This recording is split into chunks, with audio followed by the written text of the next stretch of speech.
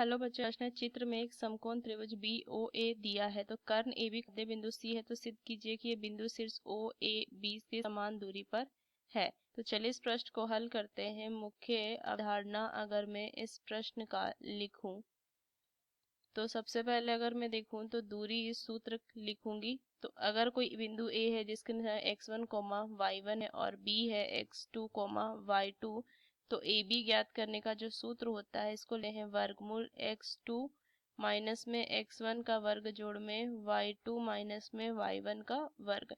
ये दूरी सूत्र हुआ।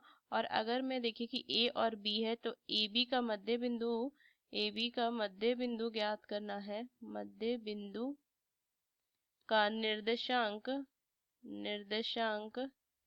मान लीजिए O है, तो ये x y क्या हो जाएगा, x y बराबर यहाँ से लिखेंगे x1 जोड़ में x2 बटा 2 कॉमा में y1 जोड़ में y2 बटा 2।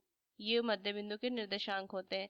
तो सबसे पहले अगर मैं C के निर्देशांक ज्ञात कर लूं तो क्या हो जाएगा, इसको x y मान लेंगे तो हो जाएगा 2a जोड़ में 0 बटा में 2 और इधर आ जाएगा 0 जोड़ में 2b बटा में 2। ये लिखूंगी तो कितना हो जाएगा a कॉमा में ये 2 से 2 कटेगा b, तो a b आ जाएगा।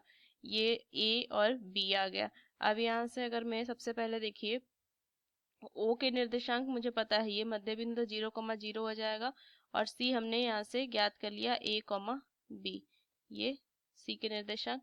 तो अगर मैं OC ज्ञात कर लूं तो कितना हो जाएगा, वर्गमूल a का वर्ग जोड़ में क्या हो जाएगा, b का वर्ग।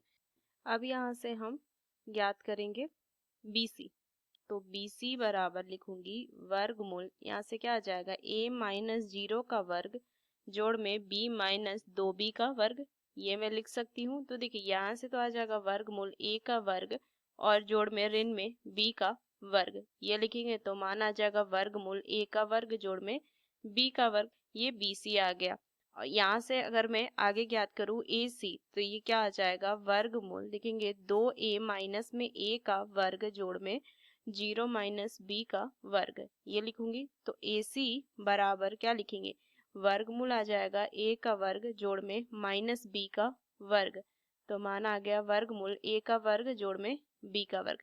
अब यहाँ से एक चीज देखिए, हमें यहाँ से जो मान आया है OC BC के बराबर है, BC AC के बराबर है, तीनों जो है वो बराबर है वर्गमूल a का वर्ग जोड़ में b का वर्ग का। तो यहाँ से क्या लिखेंगे कि अतः C से O A B तीनों की दूरी समान है, दूरी समान है। और यही मुझे दर्शाना था, तीनों की दूरी समान। तो इस मुख्य अवधारणा का इस्तेमाल करके हमने इस प्रश्न को हल किया। आशा करते हैं प्रश्न आपको समझ में आया। धन्यवाद।